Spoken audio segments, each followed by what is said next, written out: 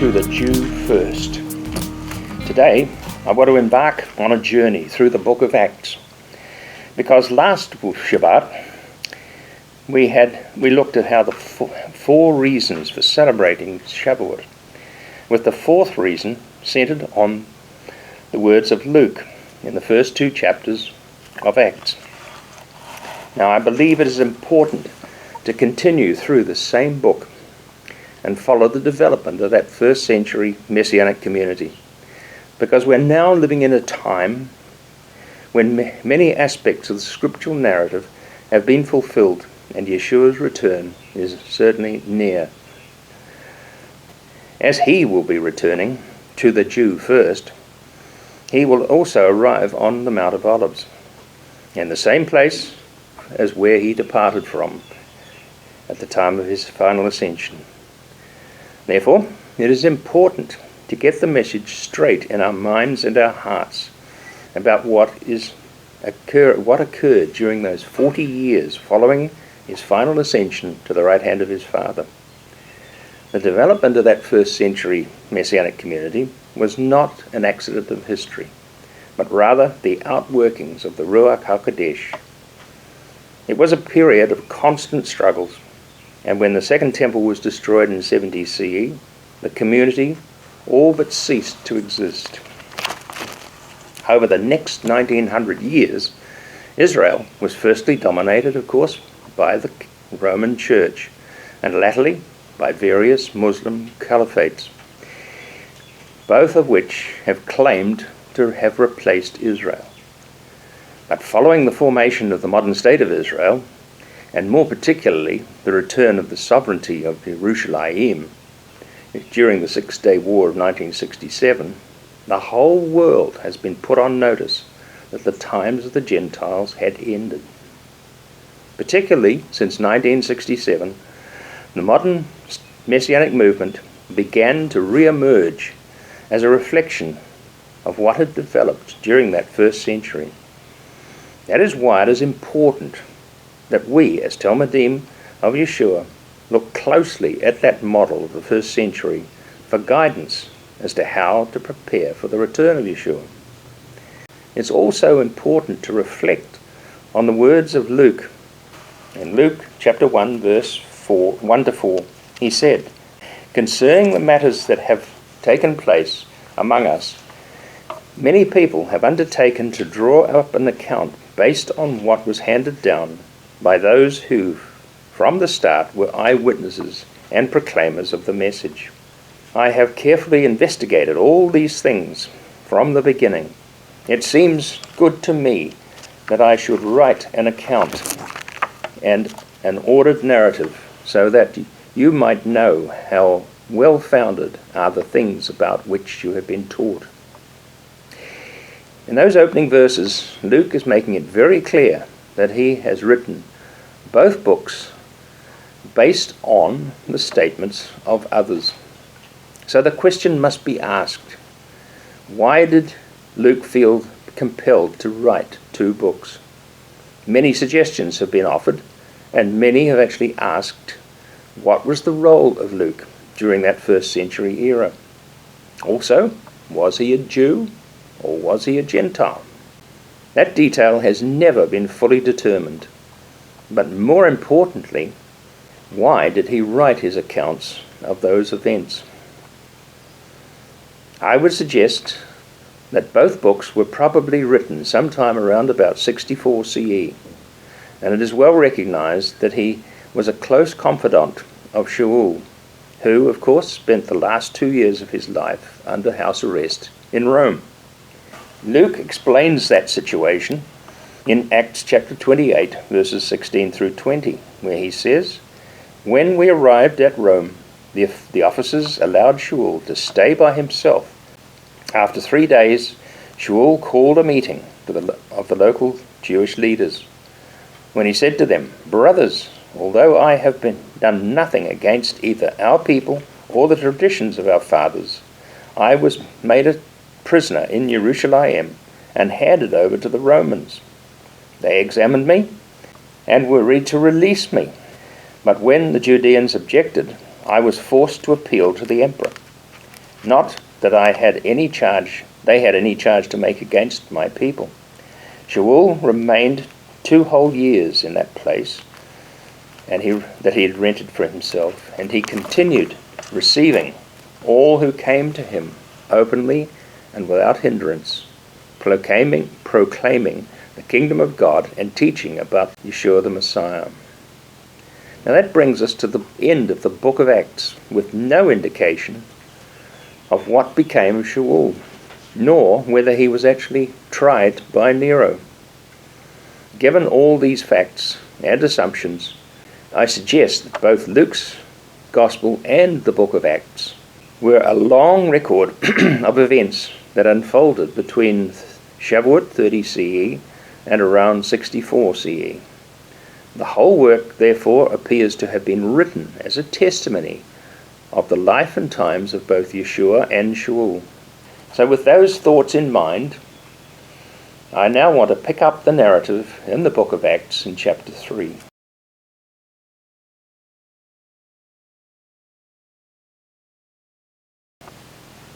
There the chapter opens with Kepha and Yochanan going into the temple court at 3 in the afternoon, at the time of the Mincha prayers. It was their regular practice to make a daily visit to the temple court, because, as we're told in the latter verses of chapter 2, it was the practice of the new Messianic community to meet in the temple courts on a daily basis. By going to the temple daily, they were able to keep on sharing the message about Yeshua publicly. By their actions, they gained respect of many people around them, and the Ruach kept calling more and more people from the crowds who heard the message about Yeshua. Then, on one unspecified day, Kepha and Yochanan encountered a crippled man who sat begging at the beautiful gate. Having begged Kepha and Yochanan for money, in verse 4, they stared straight at the crippled man, and Kepha said, "Look at us."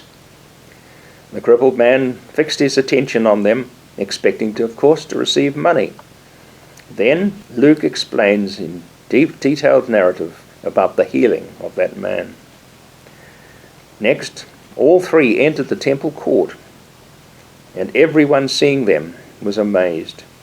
That is an important point, because no crippled man was ever permitted to enter the inner court. Looking for a moment at the beautiful gate, it appears to be the one known as the Nicanor gate, which sat at the top of the 15 steps that from the Gentile court into the inner court, the latter of which, of course, was the place where only men, Jewish men, who had been through the mikvah of immersion, were permitted to enter. It was a door or a gate set at the top of 15 semicircular stairs, where the Levites used to stand and sing the 15 psalms of ascent as praises to God. Also, Josephus writes about this gate, how the other 9 gates were all sheathed in gold and silver, but this one, the Nicanor gate, was sheathed in Corinthian bronze that glowed with a bright amber hue in the early morning light. Now, returning back to chapter 3, upon entering the inner court with the healed man, Kepha began addressing all those who were present, saying, "Men of Israel, why are you amazed at this?" The crowd, having seen that the man sitting at the gate begging daily for such a long period had been healed, and he had been crippled from birth. Once again, Kepha seized the opportunity to tell all present his testimony about the death of Yeshua and all that had happened, saying, of course, "You killed the author of life." He then concluded by saying, "But God has raised him from the dead. Of this we are all witnesses. Yes, it is through Yeshua that this man's healing has taken place in the presence of you all." Now we must remember that Kepha had spoken to an entirely Jewish audience, There were no Gentile men in the inner court. Yet the way he concludes his discourse at the end of chapter 3 shows that the Ruach enabled Kepha to speak about events that were going to occur a long way into the future. In fact, the words he spoke apply to Israel today in the 21st century. As he said in verses 25 and 26, "You are sons of the prophets, and you are included in the covenant which God made with our fathers when he said to Abraham, 'By your seed will all the families of the earth be blessed.' So it is to you first that God has sent his servant, whom he raised up, so that he might bless you and turn each one of you from your evil ways." Now those words are what modern Israel today need to hear in this 21st century. Only by heeding those words of Kepha and acknowledging that Yeshua, for whom he really is, they will be assured of access to the tree of life, along with the rest of the world's population, who also acknowledge that Yeshua is their Mashiach, or Messiah, in the age to come. So moving on now to chapter 4, Kepha and Yochanan were still speaking to the people when the Kohanim and the captain in charge of the temple police and the Tz'dukim, or Sadducees, came upon them. The temple police arrested them, and since it was almost evening, they put them in custody overnight.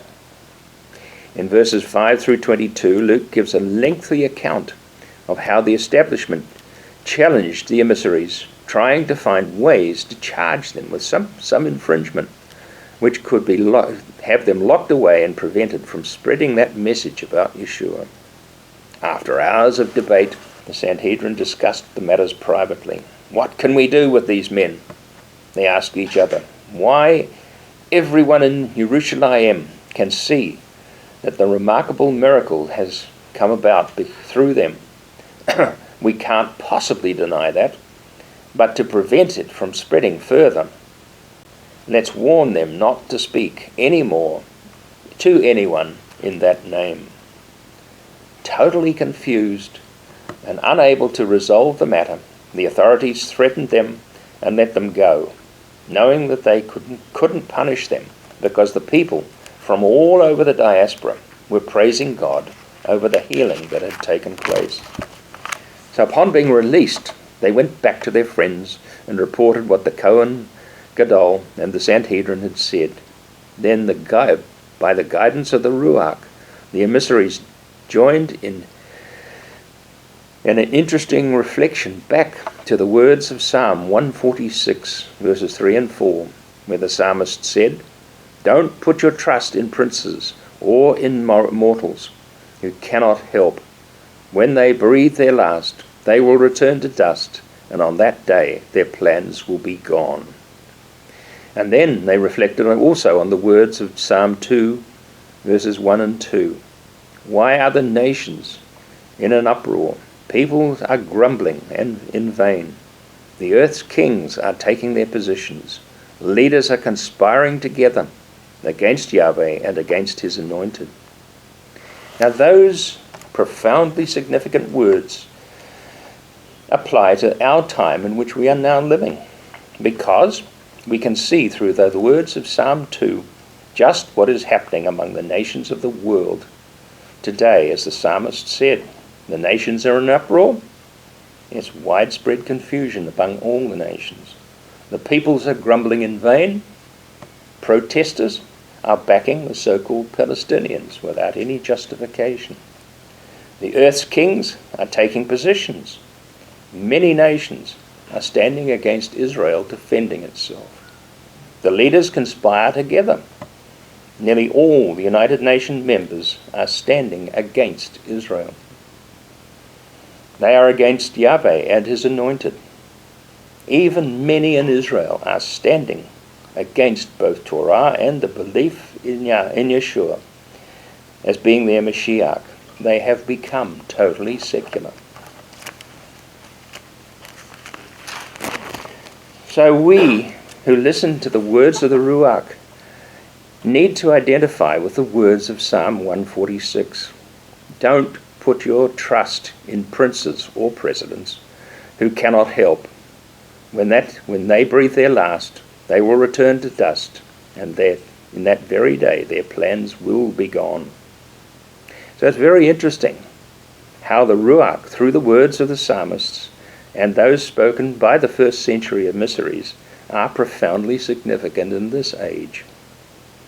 And what at first glance appears to apply to Kepha and Yochanan also applies in this 21st century. Now Luke continues in verses 27 through 30 by reflecting again on what transpired in Jerusalem only weeks or months earlier. They draw attention to the fact that all factions joined in harmony against Yeshua. He cites Herod Agrippa, who represented Edom, Pontius Pilate, representing the ruling Roman overlords, and the Goyim, along with many people from Israel, who all joined collectively to stand against Yeshua. All collectively demanded his death.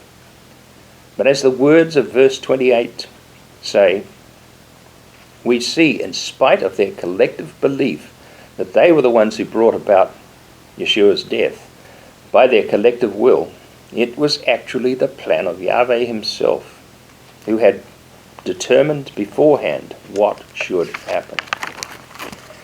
So if we move forward from that to the present day situation, we can see clearly that in spite of the world believing it is going to remove the modern state of Israel from the world map, it is actually Yahweh who is lining up the nations, not for the destruction of Israel, but for the destruction of the nations themselves.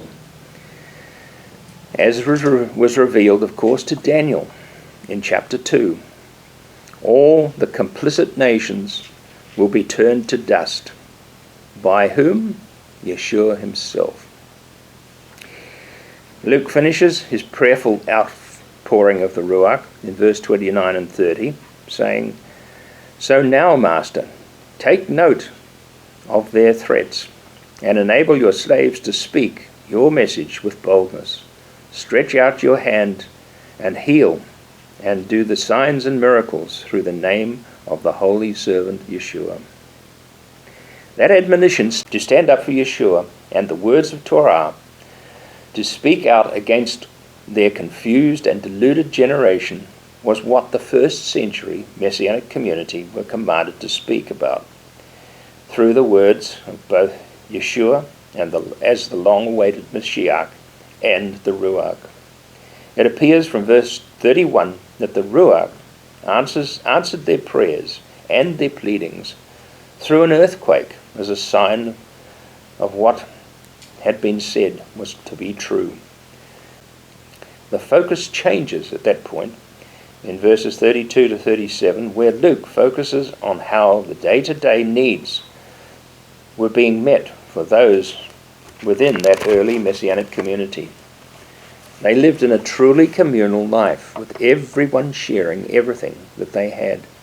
No one was poor, because those who owned land or houses sold them in turn and turned the proceeds over to the emissaries to distribute as was needed. One example was cited about Yosef, whom the emissaries called Barnabas, a Levite who was a native of Cyprus. He sold a field which belonged to him and brought the money to the emissaries.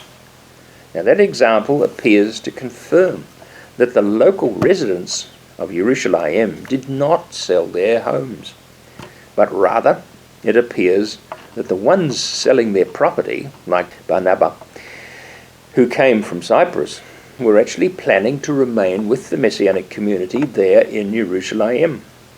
So it made perfect sense that they would cash up all their property and support the community. Now, reflecting back on the words of Acts chapter 2, verses 42 to 47, we see that all those trusting in Yeshua stayed together. They had everything in common, In fact, they sold property and possessions and distributed the proceeds as it was needed. Continuing faithfully, of single mind and purpose, they met in the temple courts daily, and they broke bread in several homes. They shared their food in joy and simplicity of heart, praising God and having the respect of all the peoples around them. Chapter 5 opens with a tragic divergence from the will of the majority. The actions of Hananiah and his wife Shapira, having sold their property, were dishonest about their proceeds. They brought some of the proceeds of the sale to the common purse, but retained some for themselves. Now that action itself showed that they were not totally committed to the Messianic way of life, a feature that is very common even today, where there are many people who claim to be truly Messianic, yet hold on to either Christianity or Rabbinical Judaism as a lifeline back to the world they knew before. However, the couple cited in this example went one stage further by lying to the Ruach HaKodesh. By not revealing to the emissaries that they had retained some of the money, they laid bare their deceptions by saying, before you sold it, the property was yours. After you sold it, the money was yours, to use as you pleased. So, what made you decide to do such a thing? You had lied not to humans, but to God. So both Hananiah and Shapira, having lied about the money, were both struck down by the Ruach HaKodesh, which was a real warning to the rest of the Messianic community. That lie to humans is one thing, but to lie to God is something entirely different. Then in verse 11 it says, as a result of this, great fear came down over the whole Messianic community, indeed, over everyone who heard about it. That whole saga stands as a real warning to us as Talmudim of Yeshua, that we also need to be true to both the Ruach HaKodesh and our fellow believers. We can't limp between two worlds, and between the world itself and the Messianic calling. If we hold back in whatever way, whether it is money or commitment, then the Ruach will be removed from us, and the consequences will be dire, just as it was with that couple. It is a tragic situation that nearly 2,000 years after 2,000 years of Christianity having overpowered and institutionalized that first century Messianic community, we are now in a situation where it is not safe to attempt to live in a communal lifestyle. There are many examples of communities that have tried and failed, mainly because of internal strife between the members.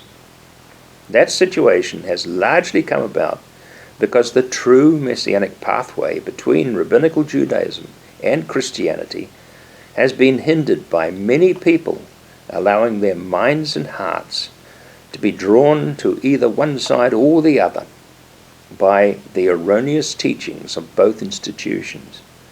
Hence, we as Talmudim of Yeshua continue walking in the middle road under the guidance of the Ruach HaKodesh. So returning to chapter 5, we read in verses 12 through 17 that the emissaries continued teaching, healing, and performing miracles in Shlomo's colonnade, which was their regular meeting place in the temple court. In the midst of that paragraph, in verse 13, it says, no one else dared to join them. But in verse 14 it says, throngs of believers were added to the Lord, both men and women. While these two verses appear to conflict with each other, I suggest verse 13 is saying that it was only the 11 who were actually the ones teaching, healing, and performing the miracles, not the others who had been added to the community at and since Shavuot. However, they were all highly regarded by the people of Jerusalem and the people from the surrounding towns and villages, who even brought out their sick people and people with unclean spirits to be healed. While Scripture speaks of people with unclean spirits, I would suggest that those people are likely to be the ones that we consider as having mental health problems. All were brought before the emissaries for healing through the Ruach HaKodesh. As a result of the actions of the emissaries, the Kohen Gadol and part of the Sanhedrin that belonged to the Tz'dukim became insanely jealous and enraged because of the many of the common people were actually turning their backs on the authorities. So exasperated by all this, the authorities had the emissaries arrested and placed in prison overnight yet again, so they could be brought before the full Sanhedrin the next day. But in verse 19, it says, "And an angel opened the door of the prison and let them out." Clearly, all 11 emissaries, and particularly Kepha and Yochanan, were becoming a real threat to the stability of the whole city and the area beyond. If the authorities did not put an end to their actions, the emissaries were concerned it would possibly turn the whole Jewish community away from their established systems and structures. So what action could the authorities take? They had arrested the emissaries, and the Ruach had enabled them to escape. They took them quietly next day to the Sanhedrin. Yet because the people were being healed all around in the temple court and in the villages, the authorities were at a loss to know how to dampen down the actions and teachings of these emissaries. Meanwhile, the ones who had been added to the community since Shavuot were also becoming comfortable in their own new lifestyle. Daily they were visiting the temple courts and supporting the emissaries. They all shared meals together, with many from the diaspora having sold their properties and other possessions.